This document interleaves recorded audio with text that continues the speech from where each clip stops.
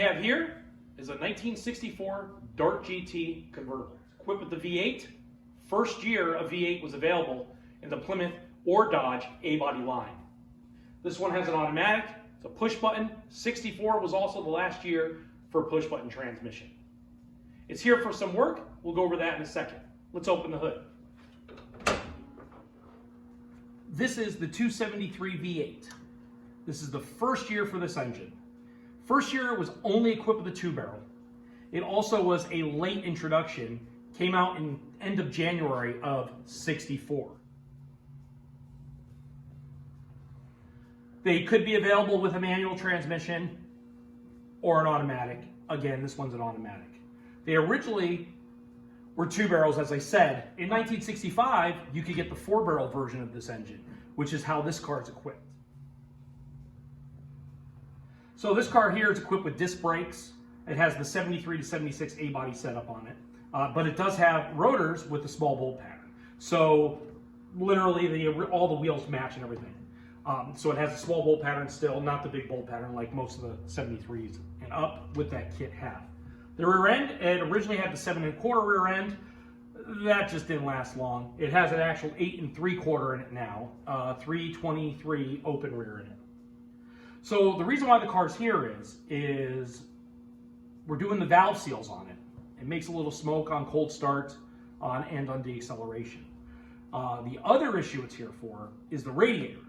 This radiator here has suffered from electrolysis due to a bad ground. So what we're going to be doing is we're going to be pulling this radiator out and putting another one in because the ground issue has been corrected. This car is a little different than most. Like, remember I said 64, first year? Well, because of that first year and late availability, they didn't re-engineer this radiator sport. And with the slant 6, the fan is slightly offset to the driver's side. So the radiator was slightly offset. And it was only an 18-inch width. So with this car, it never had a shroud. They supposedly did make a shroud for this, but it's uber rare. You never find them. So this car always had running hot issues, and a lot of these cars do, because it's a very tight engine compartment on these. So what I did was, about 3 years ago, was I cut the whole radiator sport panels out. Removed them. And I fabricated and made new panels here. And I actually put a 26-inch radiator in. This here is a 26-inch cross-flow radiator, which you see in a lot of General Motors cars and Ford cars, newer cars. General Motors usually use a lot of cross-flows starting in like 68 or so. So we're going to be getting on that, and let's get started. Now we're going to pull the valve covers. First, we plug the plug wires off. Mark number 1, even though I know right where it goes.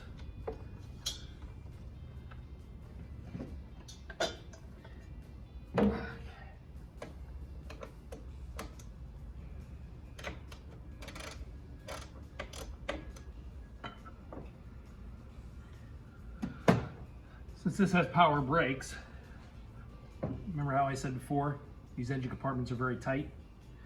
Brake booster is right over the side of the valve cover. What I've done is loosened the booster slightly and moved it over. One of the bolts is directly below it. Cannot use a long socket on it. So I'm gonna get that one off now.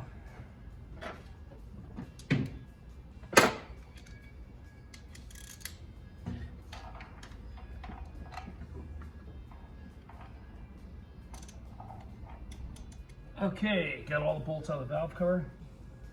Now I'm gonna have to remove the throttle linkage for clearance. Kick down rod.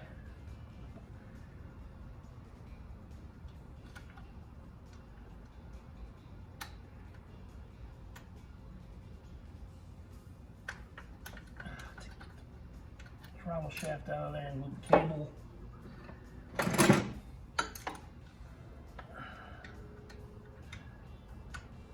Bracket off the intake. This is the bracket that holds the throttle cable to the intake. It's interesting because a lot of this stuff is 1 year only, 64. Okay, let's see. Now we got to wiggle the valve cover out of here. It's no problem taking it apart. Putting it back together is a little involved, but I will have this prop, so I'm going to be pulling back on this a little bit. Try to wiggle it by the oil cap.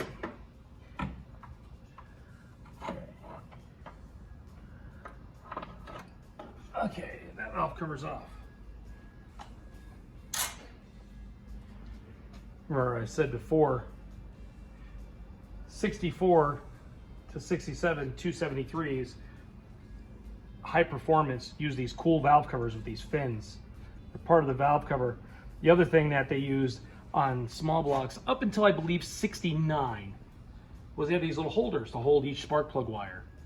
The later cars, they eliminated all that stuff from. They literally just have a stand up here with that hold the 4 wires here, and then a little stand off here.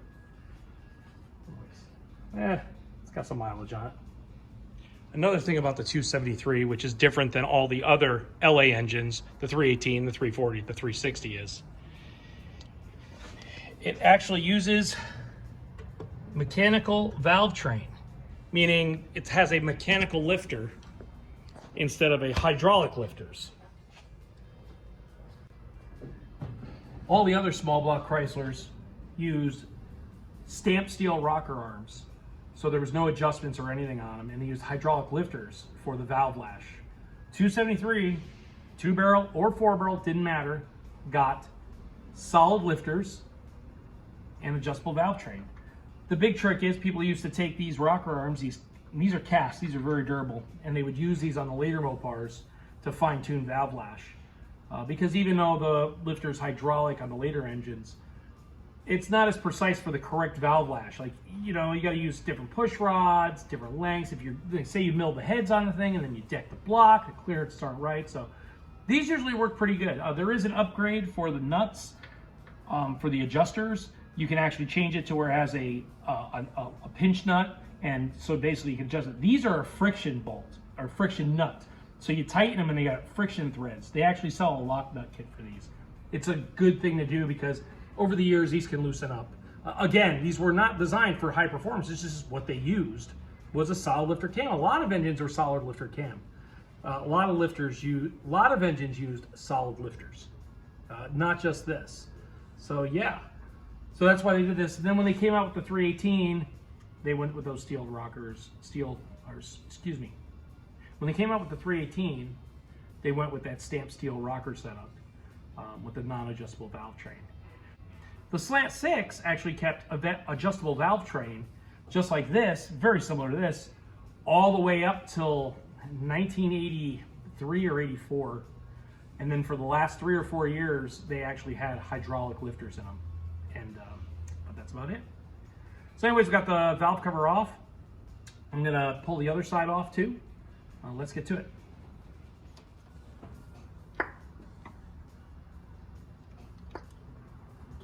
This side has a set of tabs that hold the wiring for the alternator and the temp sensor.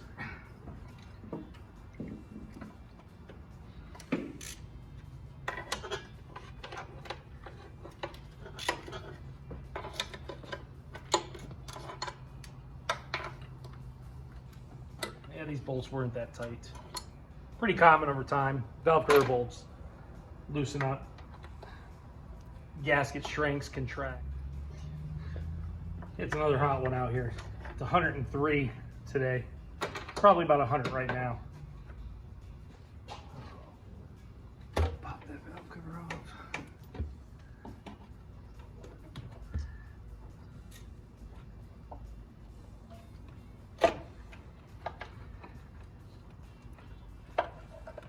Okay, that valve cover's removed.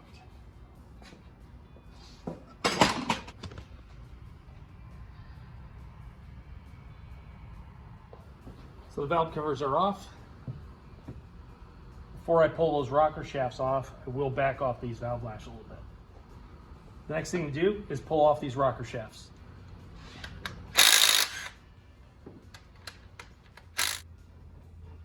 That's it. Rocker shafts are off. See right here, the adjuster, that's how you adjust the valve lash. The push rod sits in here. And the same way with the driver's side.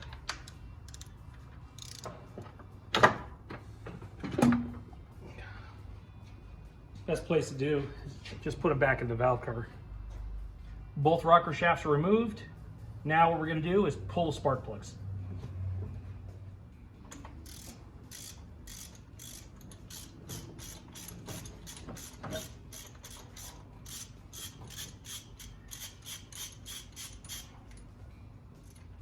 So you'll see the reason why I'm pulling these spark plugs in a minute. If you tried to remove the valve springs to do the valve seals without removing the spark plugs and putting a fitting in there hooked up to compressed air, you would pull off the retainer and the valve would drop into the engine. So what we do is take a air hose with an adjustable valve on it, and I screw it into the spark plug hole, and I let compressed air in there, about 60 psi or so, and it holds the valves up. So then I can use my tool to compress the springs to remove the keepers, to remove the retainers, to change the valve seals. Then when you're done with that cylinder, go to the next one. Let's pull this side. The driver's side spark plugs are a little bit more of a pain in the ass on an A-body. They have to make the manifold actually go up. As soon as the exhaust comes out of the head, it goes upward and back. The reason why they did that was they needed clearance with the steering box. It's very tight right there. This is even true with the 67 to 76 style cars, A-bodies. It's the same thing. It's not as tight. Like the exhaust manifold on this side is specific for 64 to 66. 67 and up, the manifold was a little less restrictive. But you still had the same amount of clearance up here for pulling the spark plugs. And the spark plugs are out on this side. First you want to screw this compression tester adapter into the cylinder. Hook up your air line. Right here I have this hose set up with this regulator valve so I can increase and decrease how much air goes in the cylinder. If you put 120 pounds of air in there, you're turning this into and it's just going to turn over the engine. So here we go. Gonna add air. Okay, the engine actually turned a little bit. That means it sat the piston down, bottom dead center. Put the air in there. And it's in there. And I'm gonna increase it to probably around 60 pounds, and we're good. So now what I'm gonna do is compress this valve spring. Before I do that, I usually take a brass hammer and just tap the tops of the valves. Kind of releases the keeper from the retainer.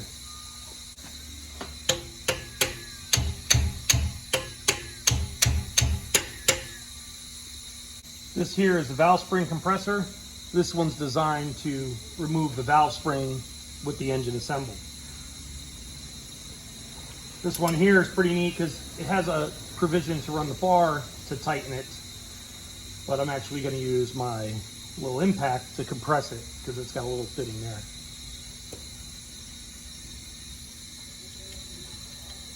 You want to line up the spring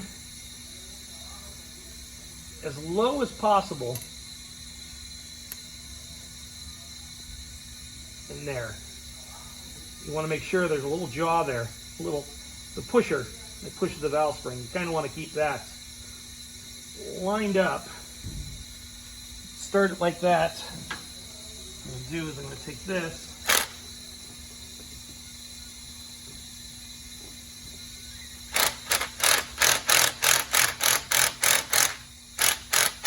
There we go. As you can see, the spring is compressed. It's loose. Now I have to remove the keepers. To remove the keepers, I use a little magnetic tool. This makes it a lot easier to get it in and out of there.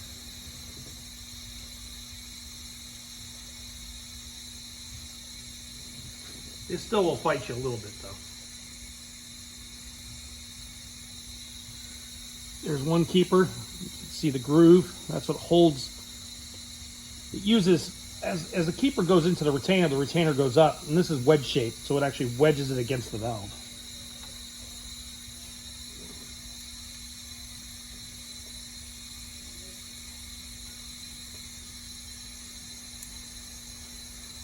And number 2's out. So now after I got that off, lift up and remove the valve spring. The valve spring's removed. So with the valve spring removed,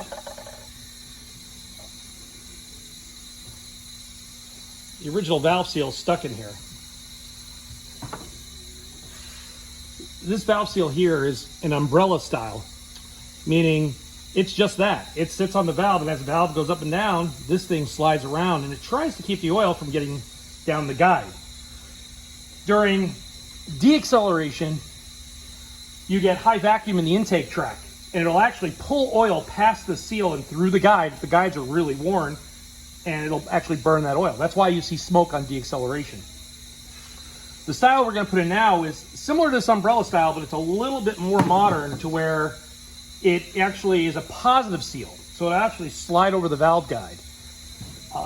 It doesn't have a metal ring retaining it. I've actually used those before, but you usually have to machine the valve guides to use those. They don't just slide on. So I'm going to replace it with the other one. Okay. So what we got here is, this is the positive seal. See the grooves in there? That's what holds it to the guide. It's not pressed, it just pushes on. It's got a little light press fit.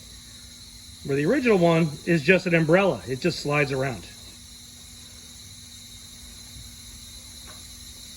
So what we're going to do is, we're going to use this little sleeve. This little sleeve here goes over the valve itself. This helps protect the lip of it. Push that down there. I usually like to put a little oil on there. I like to wipe the guide off. Go down and press it on. It's a light press fit. And then remove this little install tool. So the valve seal's on there, and it's actually sticks on the guide. It just doesn't float around with the spring. So now we're going to take the valve spring, put it back on, reinstall the keepers. This is usually pretty tedious also. You want to get them set up to where they go in. Sometimes they can be a pain in the butt. Usually put a little bit of grease on them. It helps them stick. I've been doing this for years, so it's usually pretty good. But there are times where I use grease for them to stay.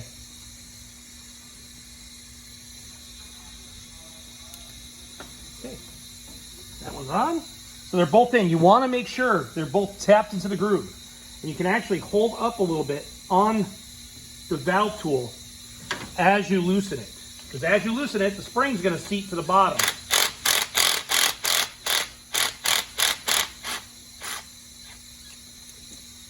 And there you have it.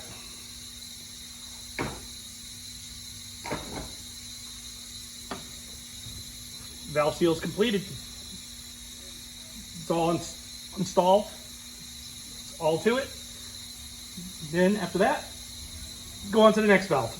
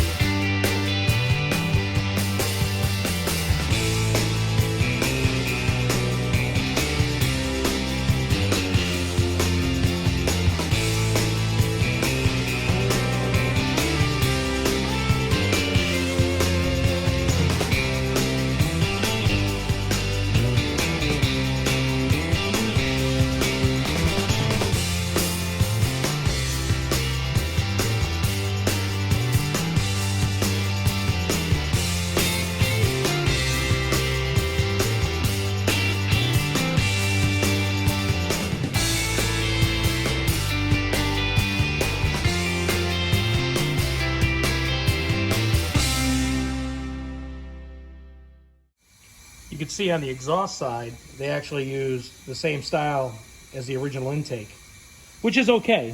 It's fine. It's better than the standard style, which is this. It's so shallow. See the difference? This is definitely going to shield more oil from going down the guide. Okay, passenger side is done.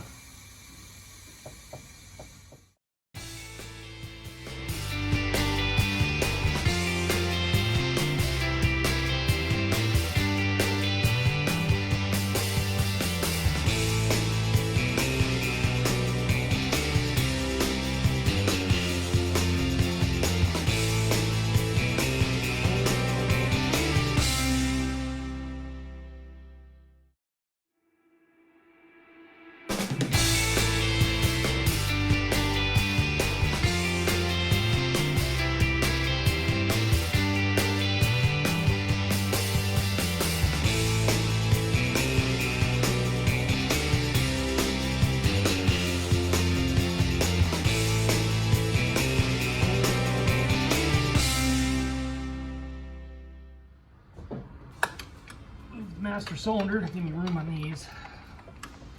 Most cars you don't have to do this. But like I said, first generation A-bodies, very tight. At least you can get to this. I work on a lot of early Falcons too. And early Falcons, the brake master cylinder is blocked by a shock tower brace and it's not removable. So it's even more of a pain in the neck than this car when it comes to servicing certain things. When I convert those cars from single master cylinder to tandem master cylinder, it's really not a lot of room.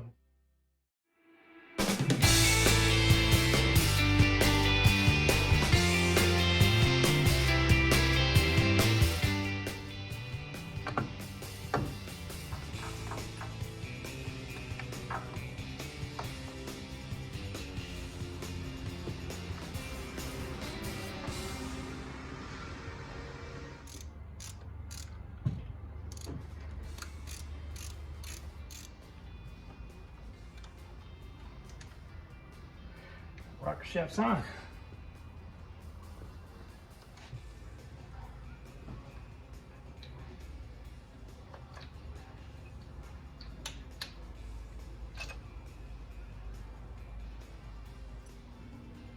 You always want to make sure the push rods are lined up with the rocker arms and not off to the side or stuff, because that'll bend the push rod if you're going to start it and it's like that. Okay. Both rocker shafts are on, next to the valve lash.